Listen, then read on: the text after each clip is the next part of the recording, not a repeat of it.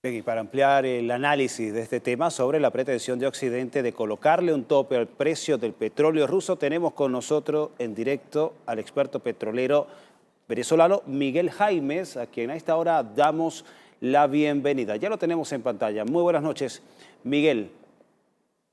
Carlos Arellán, buenas noches amigos de Venezolana de Televisión. Un placer conversar con ustedes sobre el tema petrolero, el tema energético global. Empezando ya esta conversación, ¿de dónde sale la convicción de que una idea como esta, de ponerle un tope al precio del petróleo ruso, es una decisión estupenda, la cual Rusia va a aceptar pasivamente y que al mismo tiempo no va a generar consecuencias en el mercado global?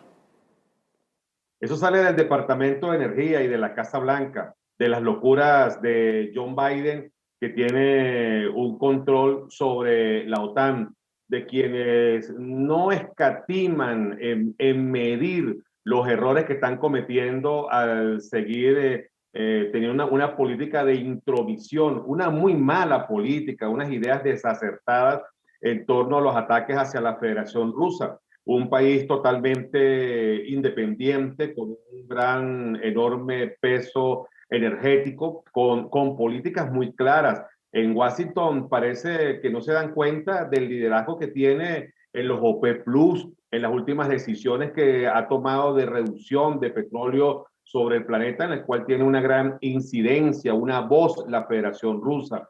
Muy al contrario, en vez de estar opacándola y persiguiéndola, más bien tomarla en cuenta para diversas posiciones, para diversos análisis, que logre afrontar la difícil, dura situación energética que está viviendo en este momento el planeta y que recae sobre los Estados Unidos y Europa.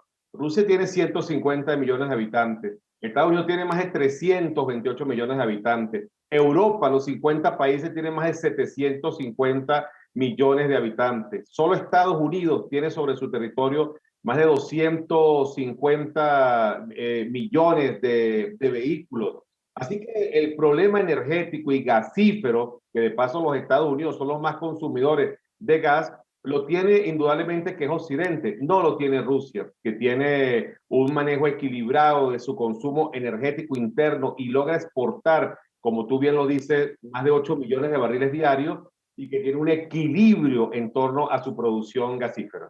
Miguel, ¿qué pasaría o qué pasa justamente si Rusia hace lo que ha dicho que va a hacer en este caso, no vender su petróleo? ¿Quién gana o pierde más en este duelo? Europa y los Estados Unidos se van a ver sorprendidas con las decisiones que pueda tomar la Federación Rusa, las cartas que tenga bajo la manga. Cualquier decisión y respuesta que el Asia septentrional, Moscú, tome, indudablemente que va a impactar en los precios del petróleo y las duras y graves consecuencias la va a pagar Norteamérica y Europa.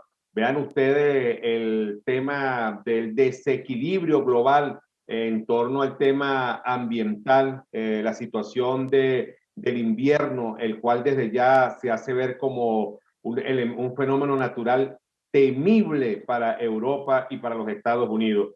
Rusia tiene peso, tiene reservas, tiene comercios en muchas áreas, tiene compradores equilibrados, como es el caso de China, con quien comparte una frontera de más de 11.000 kilómetros.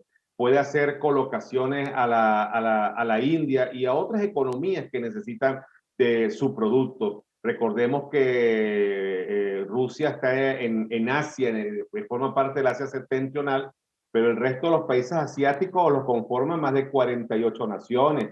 Allí hay más de 4.000 millones de habitantes. Es su área de influencia. Sobre esta área están sus poliductos y sus gasoductos. Y Rusia va a actuar. Rusia tiene mercado en el tema armamentístico, en el tema de los cereales. Rusia tiene sus reservas, más del 80% en el People Bank de Beijing. Así que cualquier decisión, Rusia tiene un colchón muy poderoso que en un plazo de 3, 4 meses puede tener una gran estabilidad, pero que en solo semanas u horas podría arrodillar a Norteamérica y a Europa. Miguel, una inquietud que gravita en medio de todo este tema de ponerle topes al precio del crudo ruso. Y es que si hay capacidad en el planeta de algún otro productor de petróleo que pueda cubrir los 8 millones de barriles que produce a diario Rusia en caso de que este país deje de ofertarlos de un momento a otro. Muy importante lo que usted señala, Arellán, porque con esto indudablemente que se encienden las alarmas a nivel global. No existe una colocación rápida e inmediata desde el punto de vista ingenieril de petróleo o gas, de lo que son los condensados. Hay gran cantidad de reservas en los países productores, pero eso necesita infraestructura, refinerías, las cuales no se construyen de la noche a la mañana. Esto que ha hecho Washington de querer colocarle un cinturón de fuerza a la OPEP, a la OPEP Plus, de controlar el precio del petróleo acusándolo de ser un organismo monopolizador, de monopolio, y ahora la otra extravagancia, la otra grosería que ha firmado junto a Europa de colocarle precio al crudo ruso, indudablemente que parece cosas de Día de los Inocentes, es algo realmente fuera de todo tino económico, político, social, una aventura que parece realmente inexistente y que va a llevar a Norteamérica a un foso. Piensa que mientras más presiones, mientras más amenaza, va a lograr algunos salvoconductos por parte de Rusia. Y voy al contrario, todas las decisiones que ha tomado Norteamérica y la OTAN y Europa desde febrero de este año que comenzó la guerra en contra de Rusia,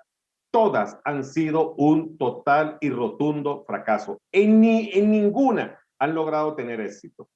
En adjetivos que se repiten: absurda, extravagante, una idea descabellada, este caso del tope a los precios o al precio del crudo ruso. Nos queda ya poco tiempo para esta conversación, pero no quería cerrar sin una pregunta adicional. Si el éxito de esta idea del tope al petróleo ruso depende de que India y China se sumen al boicot, cosa que no está pasando ni parece que va a suceder, ¿qué va a terminar pasando entonces?